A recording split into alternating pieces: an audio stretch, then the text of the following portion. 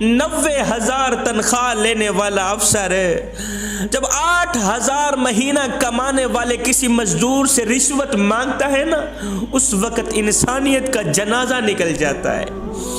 اور ظالم کچھ تو رحم کر لیتا اس غریب کی غربت پہ، جو کڑکتی دھوپ میں تتی ریت پہ کھڑے ہو کر ایک بوڑھا باپ کمانے والا ہے، پیچھے 6 بچے کھانے والے ہیں، اور اس غریب سے رشوت مانگتے ہوئے تجھے شرم نہ آئی، تیرے پاؤں سے زمین نہ ہلی۔ اس غریب کی مدد نہیں کر سکتا نہ کر، اس غریب کی ہیلپ نہیں کر سکتا نہ کر، اس غریب کی غربت سے ناجائز فائدہ تو نہ اٹھا۔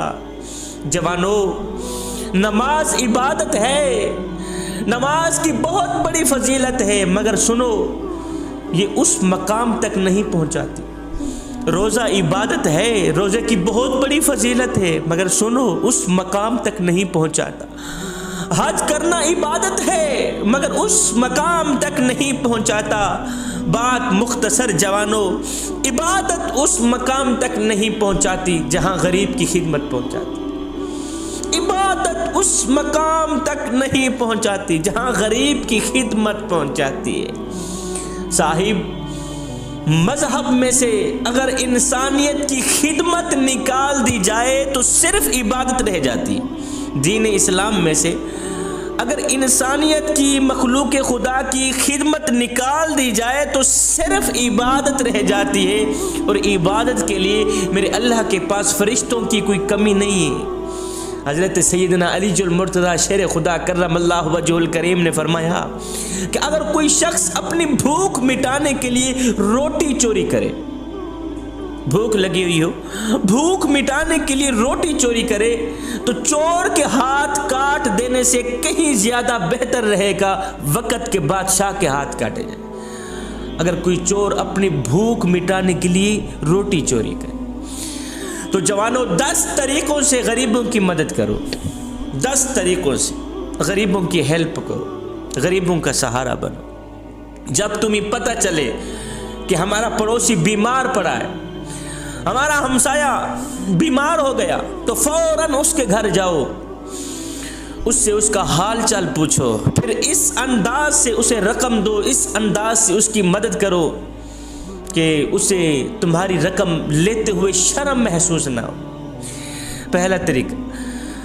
دوسرا، ایک ہاتھ سے دو، دوسرے ہاتھ کو پتہ بھی نہ چلے، اس انداز سے دو کہ وہ لیتے ہوئے شرم محسوس نہ کرے۔ دوسرا، ایک ہاتھ سے دو، دوسرے ہاتھ کو پتہ بھی نہ چلے۔ تیسرا، اگر وہ رقم نہیں لینا چاہتا تو اسے دوائی لے کے دے دو، دوائی کے پیسے جا کے ادا کر دو۔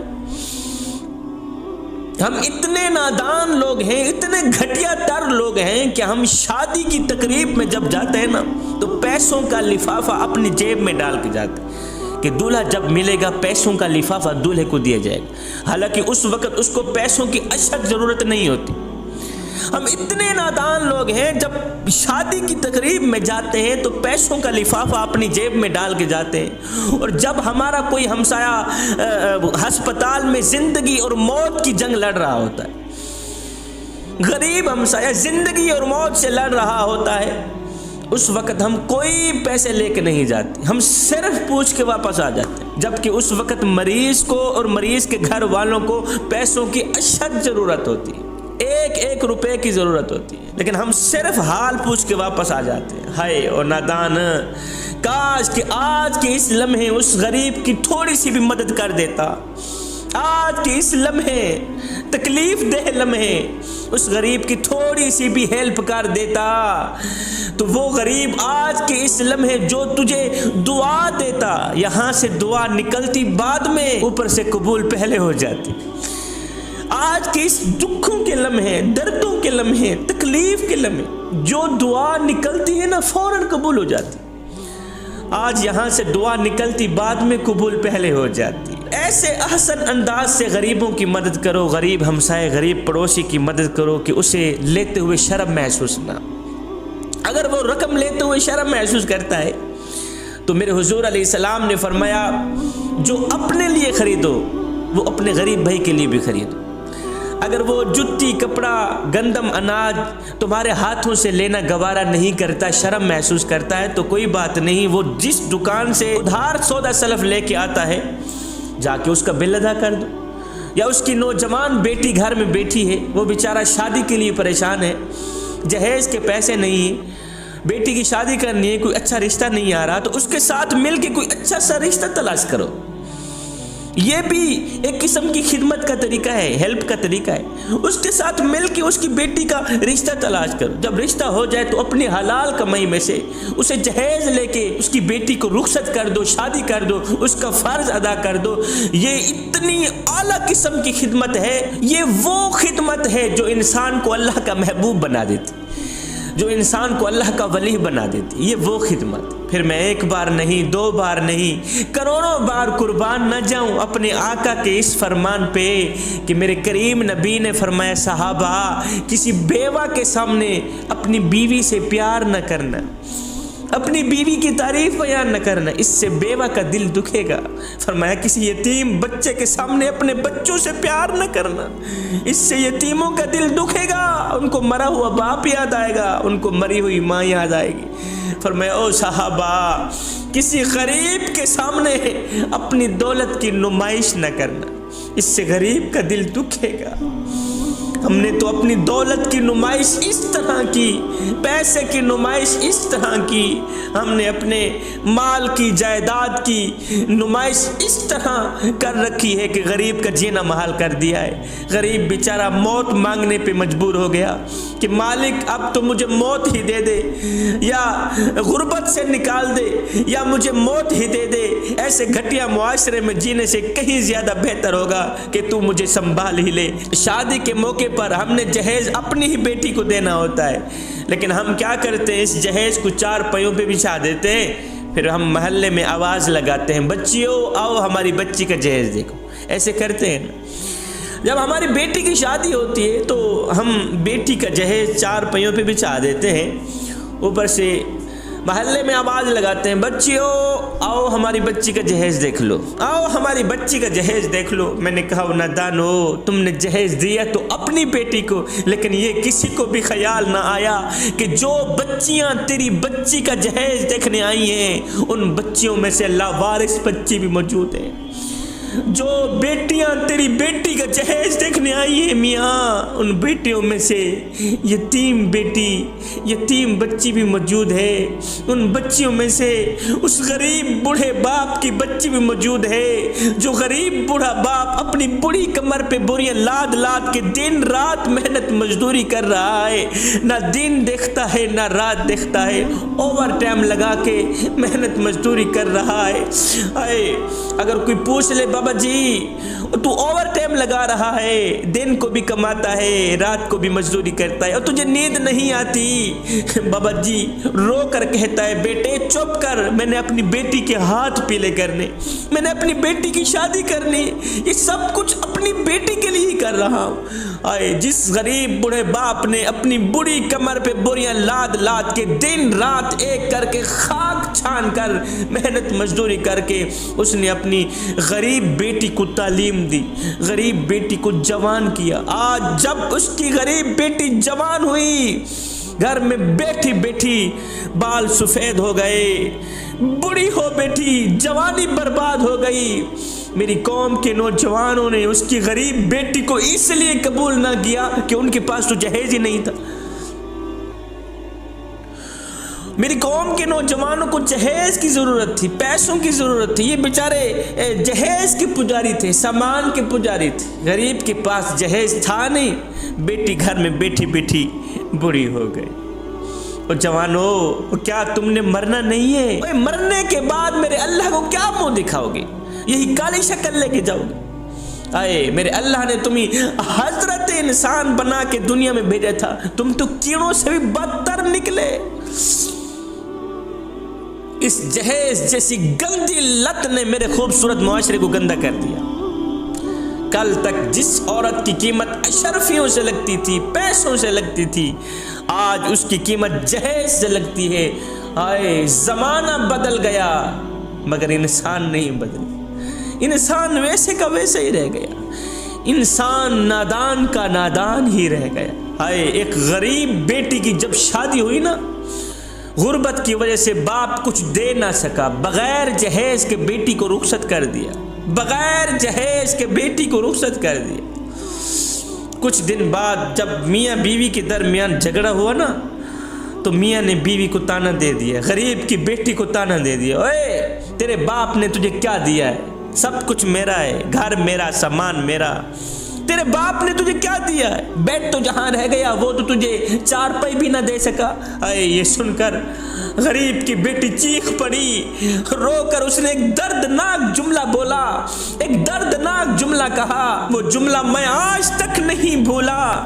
بیٹی نے کہا کہ تو تانا کبھی نہ دیتا میرے کم جہیز کا، تو تانا کبھی نہ دیتا میرے کم جہیز کا، اگر دیکھ لیتا چھالے میرے بابا کے ہاتھ پر، مال و زر کے امیر لگتے ہو، با خدا بے ضمیر لگتے ہو، مانگ کے جہیز شادی میں تم خاندانی فقیر لگتے ہو۔ بیٹی کے جہیز کی پرانے ہونے پر پالش اتر گئی، مگر باپ کا قرضہ ابھی تک نہیں اترا۔ کوئی تو ایسا رواج لاؤ زمانے والوں کہ بیٹیاں جیت جائیں اور جہیز ہار جائے۔ اس جہیز جیسی گندی لت نے میرے خوبصورت معاشرے کو گندا کر دیا۔ اس جہیز جیسی گندی لت نے غریب کی بیٹی کو بوڑھا کر کے گھر میں بٹھا دیا۔ اس جہیز جیسی گندی لت کی وجہ سے غریب کی نوجوان بیٹی کو کسی نے قبول ہی نہ کیا۔ جوانوں، اہم دن وہ نہیں تھا جس دن تم اس دنیا میں آئے تھے، وہ اہم دن تو وہ ہوگا جب تم لوگ یہ جان لوگے کہ تمہارے آنے کا مقصد کیا تھا۔ اپنے غریب ہمسایوں کو مشکلات سے نکالو، مشکلات سے نکالو ان غریبوں کو۔ میرے آقا نے فرمایا تم ان کو مشکلات سے نکالو، اللہ تمہیں مشکلات سے نکالے۔ کسی غریب کو مشکلات سے نکالنا، کسی مشکل سے نکالنا، کسی تکلیف سے نکالنا، دکھ سے نکالنا، درد سے نکالنا، یہ بھی ایک طریقہ ہے خدمت کا۔ ہائے، حضرت موسیٰ علیہ السلام خطاب فرما رہے تھے، مجمع عام میں خطاب فرما رہے تھے، مجمع کے سامنے میں سے ایک شخص گزرا۔ آپ نے جب اس شخص کو دیکھا، آپ نے فرمایا یہ جو شخص جا رہا ہے نا، یہ کل مر جائے گا۔ مجمع میں سے اسی شخص کا ایک دوست بیٹھا ہوا تھا، اٹھا، دوڑ پڑا اس کے پیچھے، رکو میاں، رک گیا، ہاں کیا ہے؟ اس نے کہا موسیٰ اللہ کا نبی ہے، جب بھی بولتا ہے سچ بولتا ہے۔ اس نے کہا تو کل مر جائے گا۔ میاں تو کل مر جائے گا، جو کھانا ہے کھا لے، جو پینا ہے پی لے، تجھے خبر دینے آیا ہوں تو کل مر جائے۔ اس نے کہا اچھا میاں تیری مہربانی، تو نے مجھے باخبر کر دیا کہ کل میں مر جاؤں گا، چلو آج میں اپنا کوئی انتظام کر لیتا ہوں۔ یہ شخص اپنے گھر گیا، گھر جاتے ہی اس نے حکم دے دیا جتنا بھی غلہ، اناج، گندم دانے پڑے ہیں، چاول پڑے ہیں، باہر نکالو۔ باہر نکل آیا۔ ابھی کیا کرنا ہے؟ غریبوں کو بلاؤ، یتیموں کو بلاؤ، مسکینوں کو بلاؤ، لاوارث بچوں کو بلاؤ، میرے اس سارے رزق کو اللہ کے نام پہ قربان کر دو، اللہ کے نام پہ سب کو بانٹ دو۔ بیوی نے کہا بھلا وہ بھی خیر تو ہے، کہا کچھ نہیں، بس جو مجھے کرنا ہے کرنے دو۔ سب کو بلایا گیا، یتیم آ گئے، مسکین آ گئے، غریب آ گئے، لاوارث بچے آ گئے، دور دراز سے جہاں تک یہ خبر پھیلتی گئی لوگ آتے گئے۔ اب اپنے ہاتھوں کی کمائی آنکھوں کے سامنے لوگ اٹھا کے جا رہے ہیں، یہ دیکھ رہا ہے اور سورج کو دیکھ رہا ہے۔ ظہر ہو گئی، عصر ہو گئی، ابھی مغرب ہوئی ہے، موت کا فرشتہ نہیں ہے، موت کے فرشتے کے انتظار میں بیٹھا ہے۔ ابھی جبریل آیا روح نکالنے، ابھی موت کا فرشتہ آیا مجھے مارنے۔ شام ہو گئی، موت کا فرشتہ نہ آیا۔ ہاتھوں کی کمائی اپنی آنکھوں کے سامنے لوگ اٹھا کے جا رہے ہیں، موت کا فرشتہ نہ آیا۔ شام ہو گئی، رات ڈل گئی، موت کے فرشتے کے انتظار میں موت کا فرشتہ نہ آیا۔ موت کے فرشتے کا انتظار کرتے کرتے رات گزر گئی۔ جب صبح ہوئی تو وہ شخص اٹھا جو یہ خبر دینے والا تھا، وہ دوست اٹھا، جاؤں دوست مر گیا ہوگا، جا کے اس کو غسل دوں، اس کا جنازہ پڑھاؤں، اس کی تدفین کروں۔ وہ گھر سے اٹھا، اس دوست کے گھر آیا، جا کر دستک دی، دروازہ کھولو۔ یہ دوست جو موت کی انتظار میں بیٹھا تھا، جس کو ساری رات نیند نہیں آئی تھی، یہ اٹھا، اس نے دروازہ کھولا، اوے تو نے تو آج مر جانا تھا، تو مرا نہیں؟ اس نے کہا میاں میں تو تیرے سامنے بیٹھا ہوں، تو نے تو کہا تھا میں کل مر جاؤں گا، ابھی تک تو نہیں مرا، میں تو زندہ بیٹھا۔ اس نے کہا پھر آ موسیٰ علیہ السلام کے پاس چلتے ہیں۔ اب یہ دونوں موسیٰ علیہ السلام کے پاس گئے۔ یہ دوست کہنے لگا حضرت آپ ہی نے تو کل کہا تھا کہ یہ شخص کل مر جائے گا، ابھی تک مرا تو نہیں ہے، تو زندہ بیٹھا ہے۔ موسیٰ علیہ السلام نے دونوں ہاتھ اٹھائے، عرض کی میرے مالک ماجرا کیا ہے؟ کل تو نے ہی تو کہا تھا یہ کل مر جائے گا، ابھی تک مرا نہیں ہے، تو زندہ بیٹھا ہے۔ میرے اللہ نے فرمایا موسیٰ ماجرا اصل میں یہ ہے، جب اسے پتہ چلا تھا کہ کل میں مر جاؤں گا، یہ مرنے والا تھا، یہ آج مر جاتا، جب اسے پتہ چلا کل میں مر جاؤں گا، اس نے اپنا سارا غلہ اناج باہر نکالا، سب کچھ باہر نکالا ہے۔ ہاں بھی یتیموں کو بلایا جائے، مسکینوں کو بلایا جائے، غریبوں کو بلایا جائے، سب کچھ اللہ کے نام پہ میں تقسیم کرنا چاہتا ہوں، بانٹنا چاہتا ہوں، دعوت چلانا چاہتا ہوں۔ دعوت شروع ہو گئی۔ موسیٰ ایک یتیم بچہ آیا، یتیم بچہ جو 3 دن سے بھوکا تھا، یتیم بچہ آیا، اس نے گندم اناج کی ساز و سامان کی چھوٹی سی گٹھڑی بنائی، ننھے سے سر کے اوپر رکھتا ہوا جا رہا تھا۔ جاتے جاتے اس یتیم بچے کے منہ سے ایک بے ساختہ جملہ نکل گیا، مالک ایسے سخی کی عمر لمبی کرنا، مالک جو ہمارا خیال رکھتا ہے، جو ہم غریبوں کو رزق بانٹتا ہے، اس کو کبھی نہ مارنا، ہماری عمر بھی اس کو لگا دینا، مالک اس کو کبھی نہ مارنا، یہ تیرے غریبوں کی دیکھ بھال کرنے والا، یہ تیرے یتیموں کی خدمت کرنے والا، اس کو کبھی نہ مارنا، اس کی تکلیف ہمیں دے دینا، اس کا بخار ہمیں دے دینا، اس کے درد ہمیں دے دینا، اسے کچھ نہ کہنا۔ موسیٰ دراصل ماجرا یہ ہے، اس یتیم بچے کی دعا ہم نے اس طرح قبول کی ہے نا، اس سخی کی 100 سال عمر لمبی کر دی، 100 سال عمر لمبی کر دی، رزق بانٹنے کی وجہ سے 100 سال عمر لمبی کر دی گئی۔ تو تم غریبوں کی خدمت کرو، غریبوں کی مدد کرو، غریبوں کی ہیلپ کرو، تمہاری عمر بھی بڑھا دی جائے گی۔ سخی بندہ جلدی مرتا نہیں، یہ یاد رکھنا، سخی بندے کی عمر میں برکت ڈال دی جاتی، لمبی عمر پاتا ہے سخی انسان۔ حضرت سیدنا عمر فاروق رضی اللہ تعالیٰ عنہ میرے کریم نبی کے پاس گئے، عرض کی حضور آپ اللہ سے دعا کریں کہ اللہ تعالیٰ مجھے رزق دینا بند کر دے، رزق بہت زیادہ ہو گیا ہے، آپ اللہ سے دعا کریں نا اللہ تعالیٰ رزق دینا بند کر دے۔ میرے کریم نبی نے دونوں ہاتھ اٹھائے، عرض کی مالک تیرا عمر کہتا ہے رزق دینا بند کر دے، رزق بہت زیادہ ہو گیا ہے۔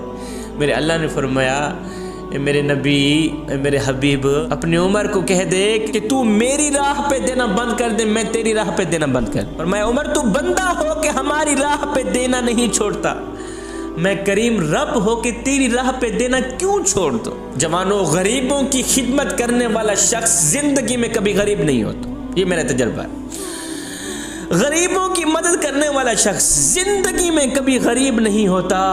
ہائے، میں یتیموں کے سروں پر شفقت بھرا ہاتھ رکھتا ہوں، اس لیے کہ جب میں مر جاؤں کوئی میری اولاد کے سر پر بھی شفقت بھرا ہاتھ رکھے۔ میں غریبوں کی مدد کرتا ہوں اس لیے کہ غریب ہونے میں وقت نہیں لگتا۔ ایک 5 سال کی بچی، ہائے، کچھ دن پہلے باپ فوت ہو گیا تھا، غریب ماں کی غریب بچی، 5 سال کی بچی، اس کا بھائی بیمار ہو گیا، کچھ دن پہلے باپ فوت ہو گیا، آج بھائی بیمار ہو گیا، تو رو کر کہنے لگی ماں یہ جو میرا بھائی بیمار پڑا ہے یہ کب مرے گا، یہ کب مرے گا؟ یہ سن کر ماں چیخ پڑی، رو کر کہنے لگی بچی یہ تو کیا کہہ رہی ہے؟ بھائی کی لمبی عمر کے لیے دعا مانگنے کے بجائے تو الٹا موت مانگ رہی۔ کہا نہیں ماں، 3 دن سے بھوکے ہیں، جب باپ مرا تھا تو ہمسائے آئے تھے روٹی دینے کے لیے، اب بھائی مرے گا تو کوئی روٹی دینے آئے گا۔ ہم غریب ہمسائے کے گھر روٹی دیتے ہیں لیکن تب جب وہ مر جاتا ہے۔ ہمارے ہاں یہاں رواج ہے نہیں، جب ہمارے محلے میں کوئی فوتگی ہو جاتی ہے تو پھر سارے محلے والے مل کر اس مرنے والے کے گھر پوری فیملی کے لیے کھانا پہنچاتے ہیں، روٹی پہنچاتے ہیں۔ میں نے کہا نادانو، اے مرنے والا روٹی روٹی کرتا مر گیا، مرنے والا 3 دن کا بھوکا تھا آخر مر گیا، اور روٹی کھلاتے تو اسی مرنے والے کو کھلاتے، آج اس کے مرنے کے بعد تمہاری دی روٹی کس کام کی؟ آئے روٹی امیر شہر کے کتوں نے چھین لی، فاقہ غریب شہر کے بچوں میں بٹ گیا، چہرہ بتا رہا تھا کہ اسے مارا ہے بھوک نے، حاکم نے یہ لکھا کہ یہ کچھ کھا کے مر گئے۔ اے دوست، تیرے محلے میں اگر کوئی شیعہ رہتا ہے، وہابی رہتا ہے، سنی رہتا ہے، یا کوئی غیر مسلم رہتا ہے، اس کا حساب وہ خود دے گا، مگر سنو، اگر روٹی نہ ملنے کی وجہ سے رات کو بھوکا سو گیا، اے بندے، اس کا حساب تجھے دینا پڑے گا۔ ایک مزدور آدمی ریڑھی پر شیشہ لیے جا رہا تھا، سڑک پر جا رہا تھا، راستے میں گٹر آیا، گٹر کی وجہ سے ریڑھی الٹ گئی، شیشہ ٹوٹ گیا۔ جب شیشہ ٹوٹ گیا تو فٹ پاتھ پہ بیٹھ کے یہ غریب مزدور اپنا سر پکڑ کے رونے لگا کہ اب مالک کو کیا جواب دوں، اتنا قیمتی شیشہ ٹوٹ گیا۔ سڑک پہ بیٹھ کے سر پکڑ کر رونے لگا۔ ہر بندہ آ رہا تھا دلاسا دینے کے لیے، دلاسا دینے ہی لوگ آتے ہیں، دلاسا دے رہا تھا، کوئی بات نہیں میاں چپ کر، جو ہونا تھا سو ہو گئے۔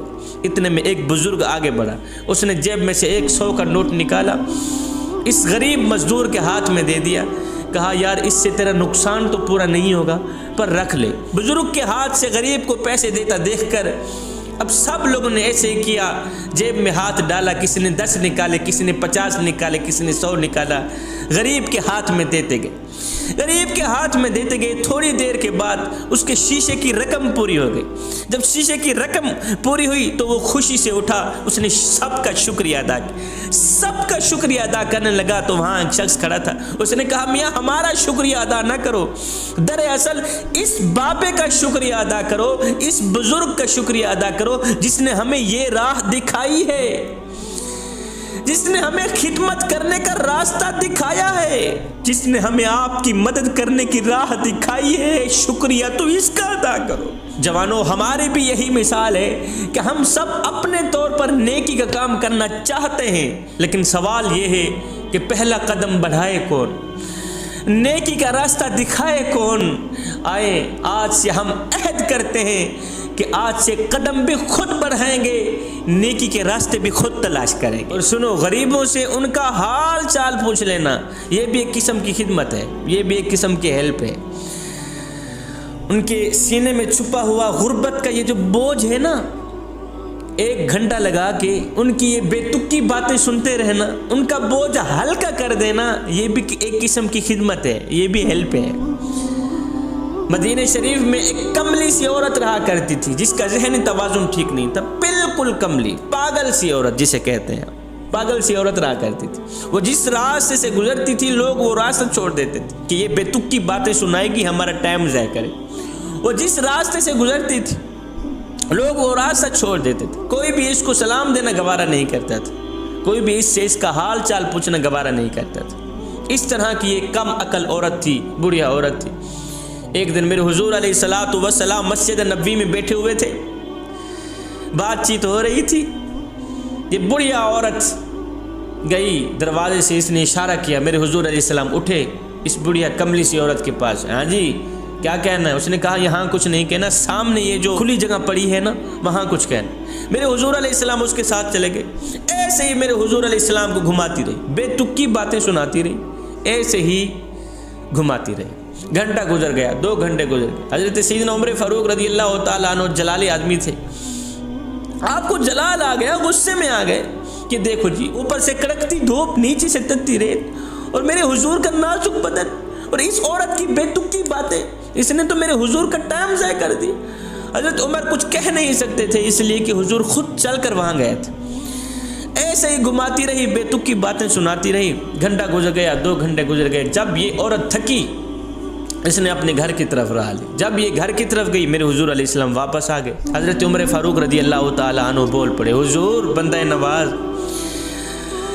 کڑکتی دھوپ، تتی ریت، آپ کا نازک بدن، حضور آپ جانتے نہیں ہے وہ کملی سی عورت ہے، پاگل سی عورت ہے، پورے مدینے میں اس کی کوئی سننے کو تیار نہیں، وہ جس راستے سے جاتے ہیں لوگ وہ راستہ چھوڑ دیتے ہیں، وہ تو ایسے بے تکی باتیں سناتی رہتی ہے، لوگوں کا ٹائم ضائع کرتی، وقت ضائع کرتی، پورے مدینے میں اس کا کوئی حال چال پوچھنے کو تیار نہیں، پورے مدینے میں اس کی کوئی بات سننے کو تیار نہیں۔ ہائے، یہ سن کر میرے کریم نبی نے فرمایا، عمر پورے مدینے میں اس بیچاری کی کوئی نہیں سنتا، اگر میں بھی اس کی نہ سنوں تو وہ اپنے دکھڑے کس کو سنائے گی؟ ہائے ہائے، پھر وہ اپنے درد کس کو سنائے گی؟ عمر جا کے اس بڑھیا کو کہہ دو، بڑھیا میرا نبی فرما رہا ہے جب دکھ زیادہ ہو جائیں، جب درد زیادہ ہو جائیں، جب سینے پہ غموں کا بوجھ زیادہ ہو جائے تو یہ بوجھ ہلکا کرنے کے لیے کسی اور کے دروازے پر نہ جانا، میں محمد کی چوکھٹ پر آ جانا، تو سناتی جائے گی، محمد سنتا جائے گا۔ اللہ اکبر۔ جوانوں،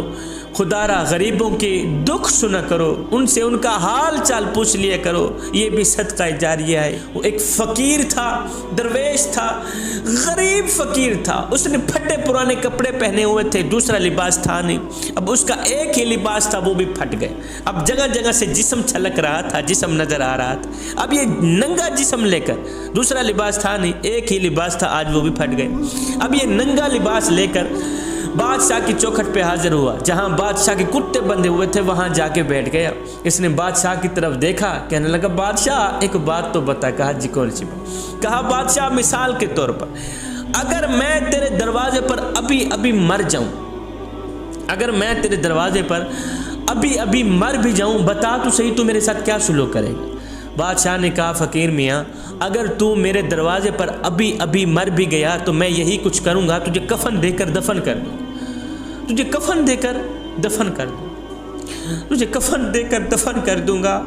آئے یہ سن کر غریب فقیر کی چیخ نکل گئی، غریب فقیر رو کر کہنے لگا بادشاہ میرے مرنے کے بعد جو میری مردہ لاش ڈھانپنے کے لیے مجھے کفن دو گے نا وہ آج ہی دے دو تاکہ میں اپنی زندہ لاش تو ڈھانپ سکوں۔